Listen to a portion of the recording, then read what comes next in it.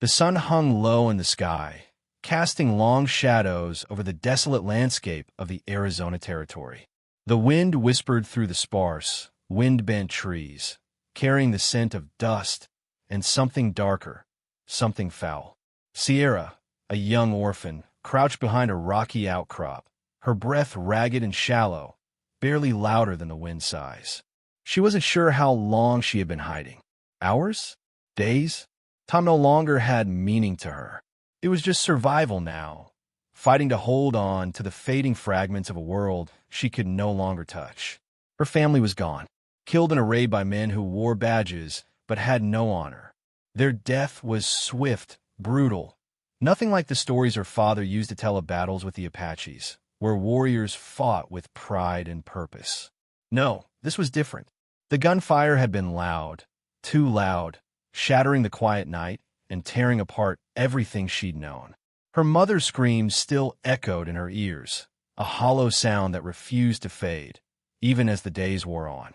The bloodstains on the dirt where they had fallen, those wouldn't wash away.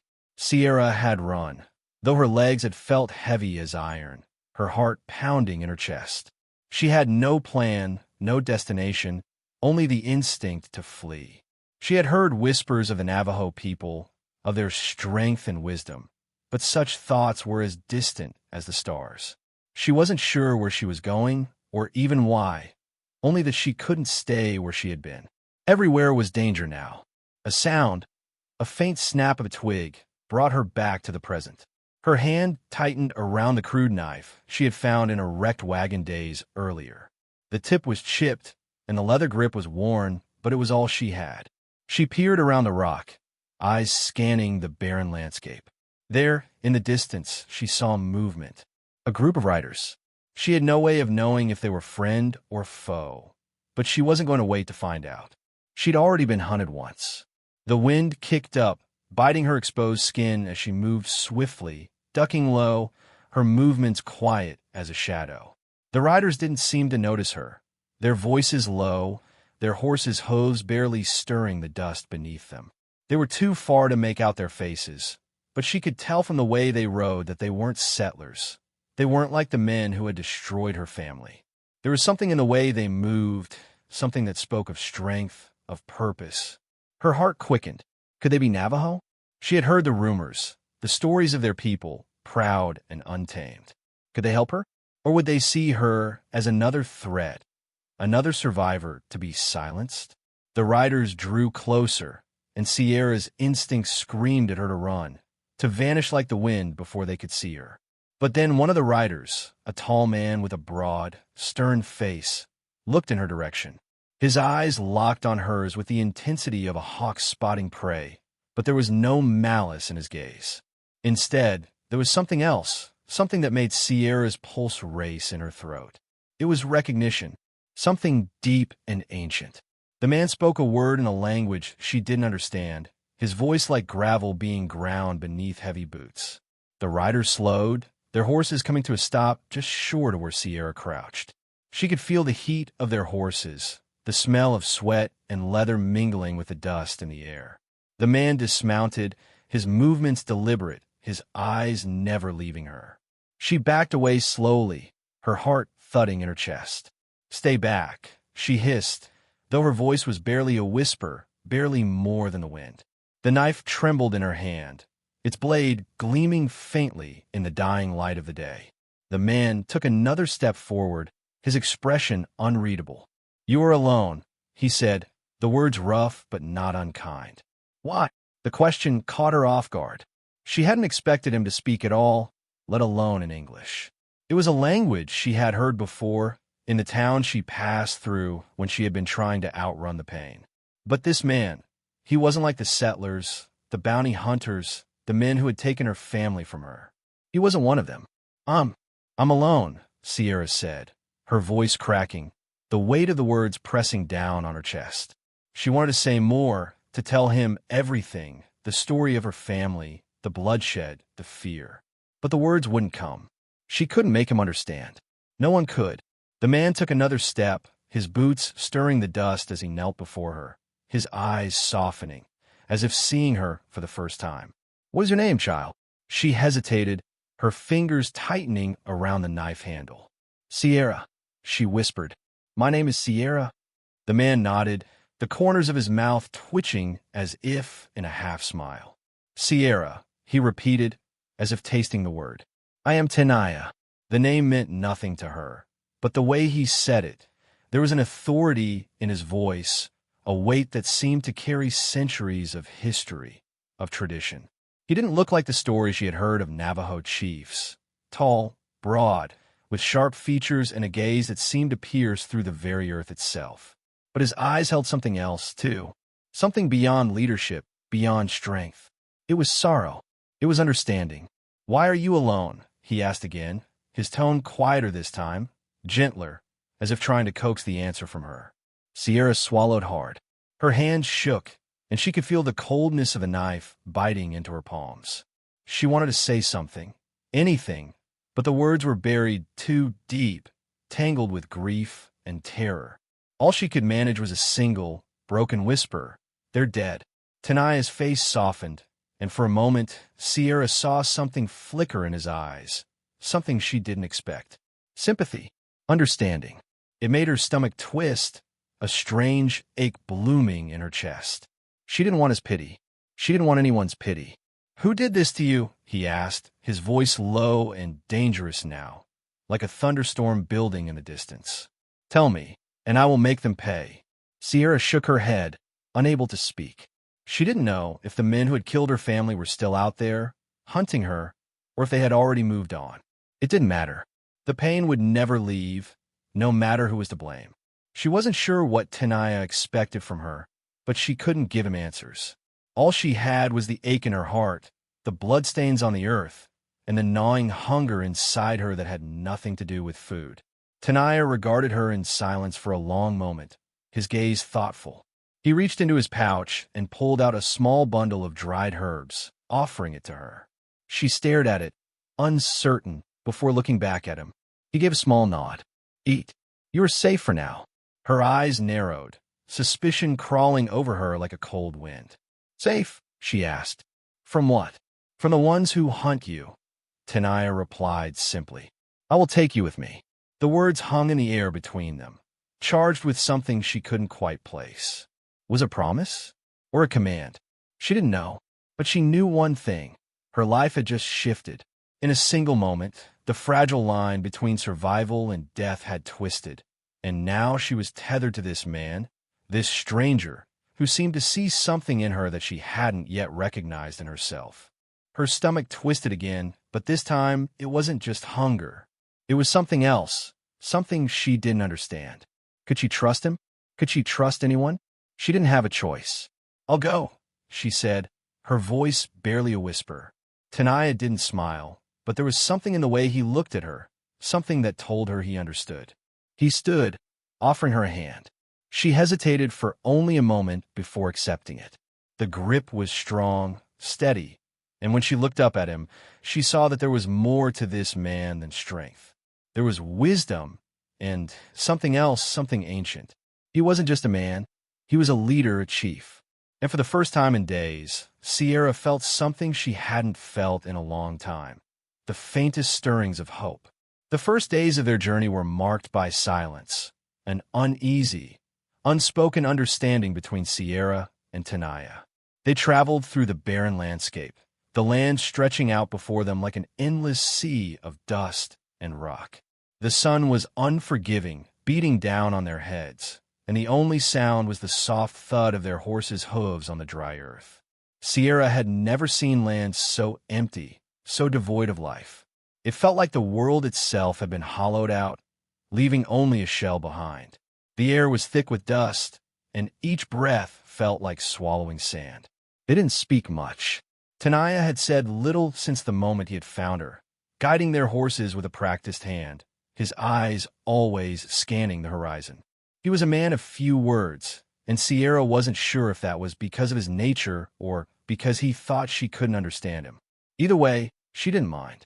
There were too many things inside her, too many broken pieces she couldn't yet put together, and she wasn't ready to speak of them. But every now and then, she caught glimpses of something beneath his stoic expression, something she couldn't quite name. A weariness, a sadness that matched her own. They had only been on the trail for 2 days when they encountered their first real danger. The morning had come too early, with a harsh wind cutting through the dry grass, and the sky, already a pale blue, promised another blistering day. Tenaya had kept his usual steady pace, but something in the air had shifted. Sierra felt it too. Something was wrong. She had no experience with the land, no knowledge of how to read it like Tenaya, but she had learned to trust her instincts. She tugged at the reins of her horse, slowing it to a stop. Tenaya noticed immediately, his sharp eyes scanning the horizon. "What is it?" he asked, his voice low and urgent. Sierra swallowed, her throat dry. "I don't know. Something's wrong." He didn't question her further, simply motioning for her to stay quiet as he dismounted. His movements were fluid, calculated, and she couldn't help but feel a sense of awe. There was something about the way he carried himself, something that spoke of years spent navigating this wild land. The land of dust, death, and survival. He crouched down, examining the ground closely, his fingers brushing the earth as he sifted through the dirt. After a long pause, he stood, his face unreadable. "Bounty hunters," he said, his voice low. "They are near." Sierra's stomach turned. She had heard stories of men who hunted people for money, ruthless killers who tracked their prey for days, sometimes weeks, until they were caught. She didn't know if Tenaya had a score to settle with these men, but something in his tone told her it wasn't the first time he had encountered them. "Are we in danger?" she asked, her voice tight with fear. Tenaya didn't answer at first. He just looked at her for a long moment, as if weighing something deep inside himself. Then, with a curt nod, he motioned for her to follow him. "We must move quickly," he said. They rode through the rough terrain, the horses' hooves kicking up a cloud of dust as they moved, their pace quickening with each passing minute. Sierra felt the tension in the air, a palpable weight that settled in her chest. She had never been in danger like this before. The danger she had known was the threat of hunger, the gnawing emptiness inside her, the fear of being alone. But this was something else entirely. These men didn't just take lives. They took everything: hope, dignity, the very will to live. The sun climbed higher in the sky as they pushed onward, the heat pressing down on them. But Tenaya didn't slow. He moved with purpose, his eyes constantly scanning the land ahead. Sierra tried to keep up, her body aching from the ride, but fear kept her moving. Hours passed before they stopped, reaching a narrow canyon that offered some cover. Tenaya dismounted quickly, his eyes darting around as he secured their horses to a nearby tree. He motioned for Sierra to do the same, his voice urgent. "Stay here," he said. "Do not make a sound." Sierra nodded, her heart racing as she slipped off her horse and crouched behind the rocks, the dry earth cool against her legs. She watched as Tenaya moved swiftly, like a shadow, his every movement deliberate and precise. She had never seen anyone so calm in the face of danger. She didn't have to wait long. The sound of horses galloping reached her ears, followed by the distinct shouts of men. The bounty hunters had found them. Her breath caught in her throat as she pressed herself against the rocks, her hand tightening around the hilt of the knife. She had never used it, never needed to, but in that moment, it felt like the only thing between her and the men who were coming for them. She could hear the hunters now, their voices growing louder as they approached. "The trail ends here," one of them shouted. "Spread out. They can't be far." Sierra's heart pounded in her chest, and she could feel the cold sweat on her skin. She had no idea how Tenaya intended to fight them, or if he planned to fight at all. But she trusted him, trusted that he knew what he was doing. Then, like a burst of thunder, the first shot rang out. The sound was deafening, shattering the stillness of the canyon, and Sierra's breath hitched in her throat. She peeked around the rock, just enough to see Tenaya standing tall, his rifle raised, the smoke from the shot curling in the air around him. One of the bounty hunters dropped from his horse, a cry escaping his lips as he hit the ground with a sickening thud. The other men shouted in surprise, but Tenaya didn't hesitate. He was already moving, fluidly shifting from one position to another, his rifle raised and aimed. Another shot rang out, and another hunter fell. Sierra had never seen anything like it. The man moved like a storm, calm and deadly, as though the world around him didn't matter. He was the only thing that mattered, the only thing standing between her and certain death. The remaining bounty hunters circled, but Tenaya didn't flinch. He was a force of nature, a predator hunting predators. In moments, the others were either dead or fleeing, their cries echoing through the canyon. When the last shot rang out, a chilling silence settled over the landscape. Sierra slowly rose, her knees weak, her breath coming in shallow gasps. She couldn't understand how it had happened so fast, how this man had brought down so many with such ease. Tenaya stood amidst the bodies, his rifle still in hand, his expression unreadable. He looked almost serene, as if nothing had changed. "Stay behind me," he said quietly, his voice low and calm. "We are not done yet." Sierra nodded, unable to speak. She had seen violence before, had lived through it, but never like this. Never with such cold precision. She had been afraid for her life, but in that moment, she realized something else. Tenaya wasn't just protecting her. He was fighting for something larger than himself. For his people, for his tribe, and for the land they had lived on for centuries. She followed him as they made their way through the canyon, the weight of what had just happened settling on her shoulders.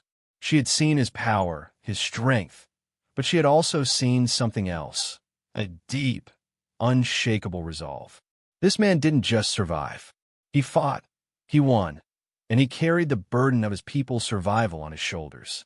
As the sun dipped below the horizon, casting long shadows across the land, Sierra found herself at a crossroads. She had come to this land alone, desperate for survival, but now she was with him. And somehow, despite everything, she knew she was safer with him than she had ever been before. The journey ahead would be long, and the challenges would only grow. But with Tenaya by her side, she could feel a faint spark of hope rising within her. She didn't know what the future held, but for the first time in a long while, she wasn't afraid. The land stretched endlessly before them, a vast, unforgiving desert where the earth cracked open like old bones. Sierra and Tenaya had come far from the safety of the canyon, venturing into the heart of the wilderness, a place where survival was never guaranteed, and each day bled into the next. The weight of their journey had settled deep in Sierra's bones. The sun blistered overhead, unrelenting, and the dust clung to their skin, a constant reminder of the harshness around them. But it wasn't just the land that felt heavy. It was the silence between them. In the days that had passed, Tenaya's stoicism had become a wall Sierra couldn't breach, and yet she couldn't tear her eyes away from him. His presence was a strange comfort, like a shadow that never left, both a protector and a reminder of the world she was now part of.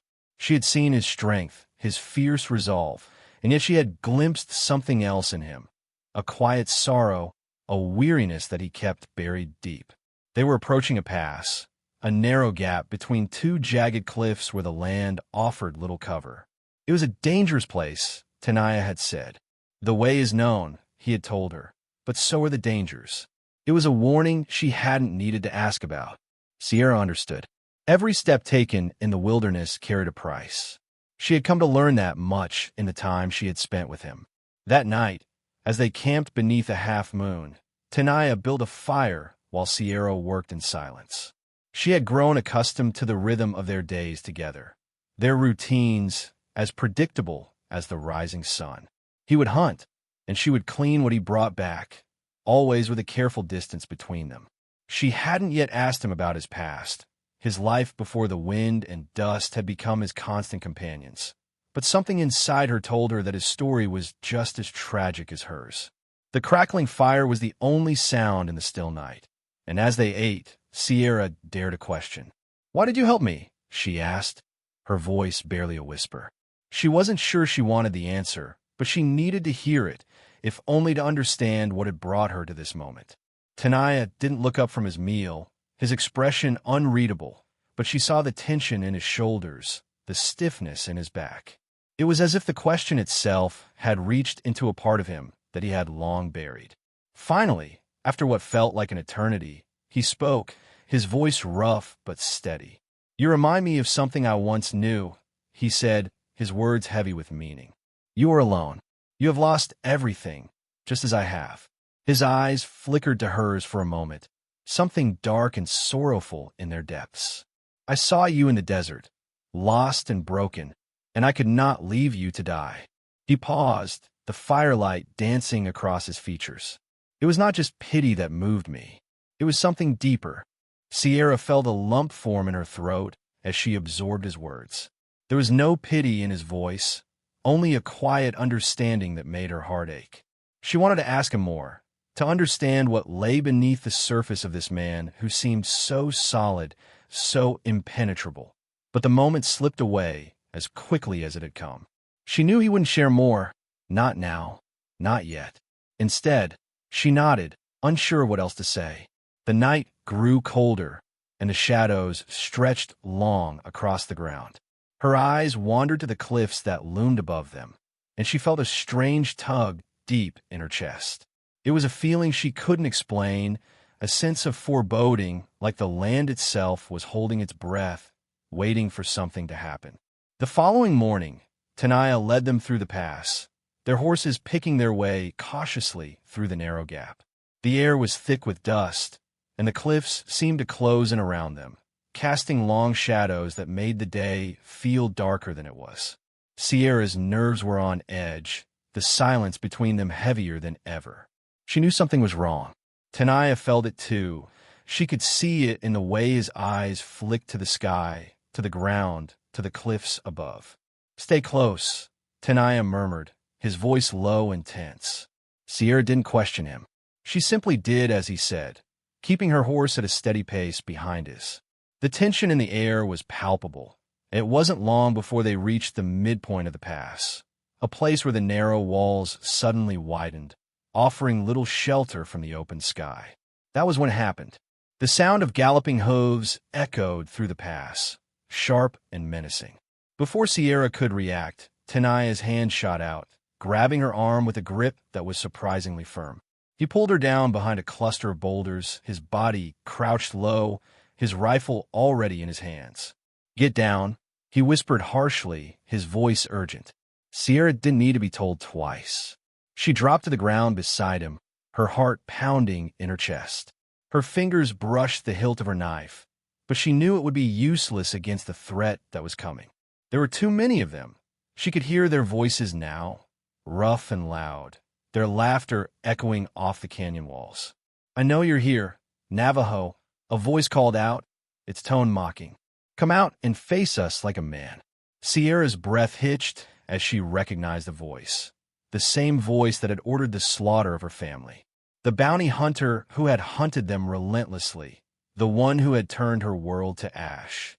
The same man who had pursued Tenaya, and now, it seemed, he was closing in on them both. Tenaya's grip tightened on his rifle, his eyes scanning the cliffs above, searching for any sign of movement. "Stay low," he instructed, his voice barely a whisper. The next few moments felt like a lifetime. The sound of hooves grew louder, the bounty hunters approaching fast. Sierra's pulse raced, her body trembling with fear. She wanted to fight, wanted to draw her knife, to stand beside Tenaya and face the men who had destroyed her world. But the reality of the situation was clear. There was no time for heroism. Their only chance was to survive, to outwit their enemies before it was too late. And then, as if the earth itself had decided to offer them a moment of salvation, the sky above them split open with a roar, a crack of thunder that shook the ground beneath their feet. The storm that had been building for days had finally arrived. The heavens opened, and rain began to fall, heavy and fast, turning the dry earth into thick mud. In that instant, Tenaya rose to his feet, his movements swift and precise. He aimed his rifle with deadly accuracy, taking down one of the bounty hunters before the others had a chance to react. The storm had shifted the balance, giving them the edge they needed. With the rain pouring down in sheets, Tenaya and Sierra moved as one, swift, lethal, and determined. They fought with everything they had, their actions a blur as they worked together to bring down their enemies. Tenaya was a force of nature, each shot fired with deadly precision, each movement a testament to his skill. Sierra, despite her inexperience, fought with a ferocity born of desperation. The knife in her hand felt like an extension of herself, a weapon forged from pain and anger, and she used it with a vengeance. When the last of the bounty hunters fell, the pass was eerily silent. The storm raged on above them, the rain soaking through their clothes and mixing with the blood that stained the earth. Sierra stood panting, her body trembling with exhaustion. But there was something else in her eyes now, a strength she hadn't known she possessed. She turned to Tenaya, her heart pounding in her chest. He was standing amid the chaos, his rifle lowered, his expression unreadable. For a moment, she saw the warrior in him, the man who had carried the weight of his people's survival for so long. But in the stillness of that moment, she also saw something else, something softer.